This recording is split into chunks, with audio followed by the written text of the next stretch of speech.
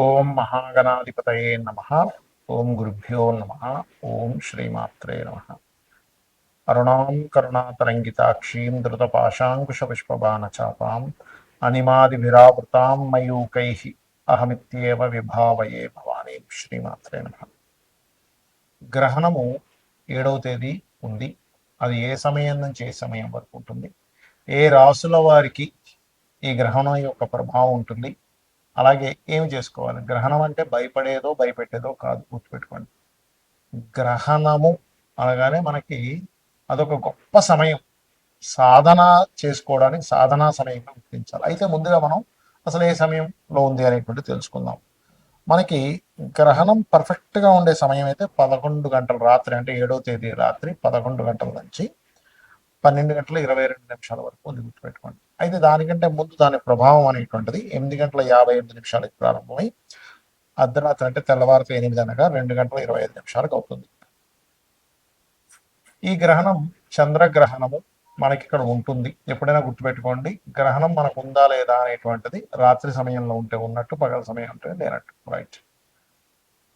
ఈ యొక్క గ్రహణ ప్రభావం ఏ రాశుల వారికి ఎటువంటి విషయాల్లో చాలా బాగుంటుంది, ఎటువంటి విషయాల్లో కించిత్ జాగ్రత్త వహించాలి, దానాలు ఏమి ఇవ్వాలి, ఏ దేవతారాధన, ఒక్కొక్కరు ఏ ఏ దేవతారాధన చేసుకుంటే వాళ్ళకి అద్భుతమైన ఫలితాలు వస్తాయనేటువంటి విషయాలు చెప్తుంది నేనైనప్పటికీ కూడా చెప్పిస్తుంది సాక్షాత్ లలిత అమ్మవారిగా భావిస్తూ ఒక్కొక్క రాశి గురించి తెలుసుకుందాం. సింహలగ్నము, సింహరాశి.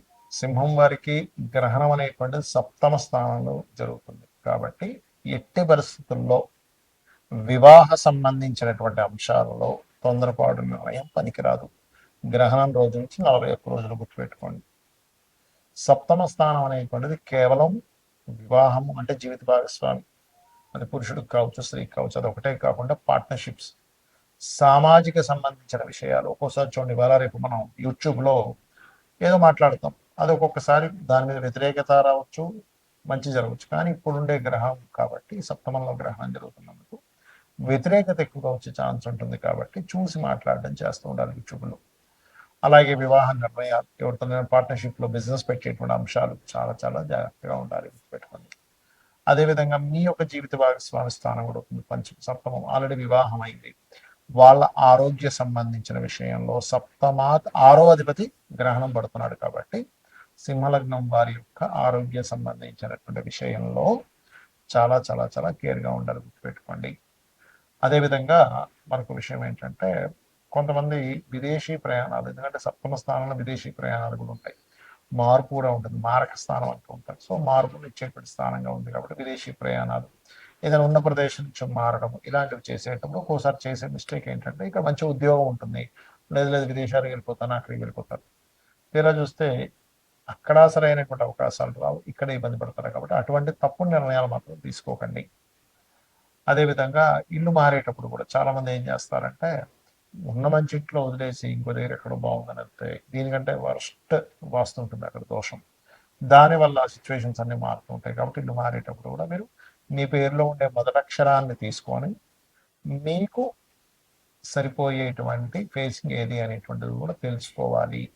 గ్రహణ సంబంధించినటువంటి విషయంలో చాలా మంది భయపడుతుంటారు, గ్రహణం ఏంటి అనేటువంటిది. ఒకటి గుర్తుపెట్టుకోండి, గ్రహణం అనేటువంటిది అది సూర్యుడు చంద్రుడు ఛాయాగ్రహాలైన రాహుకేతువులు ఒక అలైన్లోకి వస్తాయి.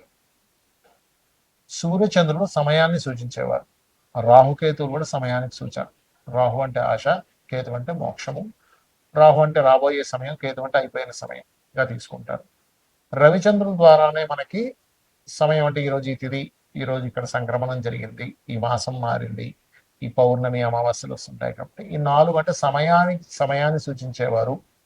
అదేవిధంగా మనకి లలితహాస్త్రనామాల్లో కానీ చాలా విషయాల్లో సూర్యచంద్రుల్ని నేత్రాలు గాను మనకి గనక చూసుకున్నట్లయితే అమ్మవారి యొక్క తాటంకములు కానీ చెప్తూ ఉంటారు. అందుకే తాటంక యుగలీభూత తపన ఉడుప మండల అంటూ ఉంటాం.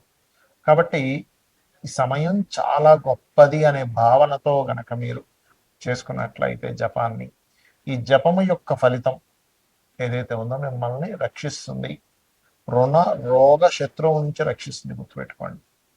మరి గ్రహణం ఉంది, గ్రహణం కొంతమందికి చక్కగా పనికి వస్తుంది, కొంతమందికి కొంత జాగ్రత్త. ఎన్ని రోజులు జాగ్రత్తగా ఉండాలంటే గ్రహణం రోజు నుంచి 41 రోజులు జాగ్రత్తగా ఉండాలి. గ్రహణం యొక్క ప్రభావం అన్ని రోజులు ఉంటుందని చెప్తుంది శాస్త్రం. గ్రహణం తదనంతరం మీరు మనకి సూర్య చంద్ర ప్రతిమలు అంటే తర్వాత రోజు సూర్య చంద్ర ప్రతిమలు ఒక మనకి ఇత్తడి గిన్నె ఉంటుంది. ఆ చిన్న ఇత్తడి గిన్నె తీసుకుని అందులో నెయ్యి ప్యాకెట్, గోవు ఆవు నెయ్యి ఉంటే ఆవు నెయ్యి, లేకపోతే వేరే నెయ్యి ఏదైనా అసలు పెట్టి బియ్యము, నువ్వులు, మినుములు ముఖ్యంగా దానంగా ఇవ్వాలి. ఉలవలు కూడా ఇస్తే ఇంకా మంచిది. ఈ 4 పదార్థాలు దక్షిణ. చాలా మంది అడుగుతుంటారు, ఏమంటే దక్షిణ ఎందుకు ఇవ్వాలి దానం ఇచ్చినప్పుడు అంటే, మీరు ఏదైతే దానం ఇస్తారు, ఇప్పుడు ఈ గ్రహం అని కాదు, నార్మల్గా కూడా మీరు ఏదైనా నువ్వులు ఇచ్చారు, బియ్యం ఇచ్చారు, గోధుమలు ఇచ్చారు, ఏదైనా గ్రహ సంబంధించిన దానాలు ఇచ్చినప్పుడు మీ యొక్క దోషం ఏదైతే ఉంటుందో వాళ్ళు ఖచ్చితంగా తీసుకుంటారు. మరి అది తగ్గాలంటే వాళ్ళకి గాయత్రి చేసుకోవాలి కొన్ని గంటల సేపు కూర్చొని. ఆ గాయత్రి చేసుకొని వాళ్ళు పోగొట్టుకోవడానికి వాళ్ళు కొంత సమయాన్ని వెచ్చిస్తారు కాబట్టి వాళ్ళకి దక్షిణ రూపంలో ఇస్తాం. అది మన ఇష్టం. మీరు 100 ఇస్తారా, 200 ఇస్తారా, 500 ఇస్తారా, మీ స్తోమత బాగా కోటీశ్వరుడికి 1000 రూపాయలు కూడా ఇవ్వచ్చు చెప్పలేం. బట్ మీ దగ్గర లేనప్పుడు వాళ్ళని ఏమంటే మా దగ్గర ధనం లేదు ఇప్పే ఉంది అంటే వాళ్ళు ఏమి వద్దని గుర్తుపెట్టుకోండి. అది గుర్తుపెట్టుకోండి. అలాగే మరొక విషయం ఏంటంటే, ఈ గ్రహణ సమయంలో చాలా మంది అడుగుతుంది ఏంటంటే, మరి ఈ ఈ గ్రహణానికి మనకి ఉందా లేదా అనేటువంటి క్వశ్చన్లో ఖచ్చితంగా ఉంది. రాత్రి సమయంలో వస్తుంది కాబట్టి ఆ సమయంలో మనం ఏమి తినడం కూడా పెద్దగా ఇబ్బంది పడాల్సిన అవసరం లేదు. ఎందుకంటే మనకి ఏ సాయంత్రం వస్తే ముందుగా తినేయాలంటాం కాబట్టి మనం ఎట్లాగో 7 o'clock లోపల మీరు 7-8 లోపల మీరు గుర్తించుకుంటే మంచిది. మ్యాక్సిమం 8:30 లోపల ఫుడ్ తినేస్తే చాలా మంచిది, గుర్తుపెట్టుకోండి. ఎందుకంటే అక్కడి నుంచే దాని ప్రభావం పెరుగుతుంది కాబట్టి. అలాగే ఆ సమయంలో హోమం చేసుకోవచ్చు, తర్పణాలు చేసుకోవచ్చు, మరియు అదేవిధంగా ఏదైనా జపం చేసుకోవచ్చు, పట్టు స్నానము, విడుపు స్నానం చేసుకోవచ్చు. చాలా మంది అడుగుతున్నది ఏంటంటే, నన్ను పర్సనల్గా ఏమంటే అర్ధరాత్రి అయిపోతుంది కదా, ఆ సమయంలో మరలా నిద్రపోవచ్చు అని అడుగుతున్నారు. మీకు గ్రహణం అయిపోయిన తర్వాత హ్యాపీగా నిద్రించవచ్చు, ప్రాబ్లం ఏమి లేదు. గర్భవతులు మాత్రం ఆ సమయంలో పుట్టడం కానీ ఏదైనా కత్తిరించడం కానీ, ఈ గర్భం మీద కొంతవరకు కొంతమంది గొర్రెలు పెడుతుందని పోకుండా ఇట్లాంటివి చేస్తుంటారు. ఆ గంటన్నర 2 గంటల సేపు కొంచెం జాగ్రత్తగా ఉంటే సరిపోతుంది, గుర్తుపెట్టుకోండి. అలాగే మరొక విషయం ఏంటంటే, తర్వాత రోజు మీకు ఉదాహరణకి మీరు ఏదో వేరే దేశాల్లో ఉన్నారు, అక్కడ దానం ఇవ్వడం కుదరలేదు. ఇండియాలో మీ వాళ్ళు ఎవరైనా ఉంటే వాళ్ళ చేత మీ పేరు మీద ఇప్పించవచ్చు అని ఎటువంటి సందేహం లేదు. కాబట్టి ఇండియాలోనే ఉన్నాం కానీ ఇక్కడ దానం తీసుకునే వాళ్ళు ఎవరు లేరు అన్నప్పుడు గోవులకి క్యారెట్స్, గ్రాసము, బియ్యపు పిండి, మినుములతో చేసినటువంటిది ఏదైనా పదార్థాన్ని గోవుకు తినిపించవచ్చు, ఏది మీకు దానం ఇవ్వడం కుదరకపోతే. అలాగే వెండి మనకి పడగలు కూడా దొరుకుతాయి, సర్ప పడగలను కూడా దానంగా ఇస్తారు. ఇవి గనక చేసినట్లయితే దోషం అనేటువంటిది, వీటన్నిటికంటే ముఖ్యమైనటువంటిది గ్రహణము అనేటువంటి విషయాన్ని భయపడడం కాకుండా అదొక యోగముగా భావించి జపం చేసుకోండి, అన్ని విధాలకు బాగుంటుంది. శ్రీమాత్రే నమః.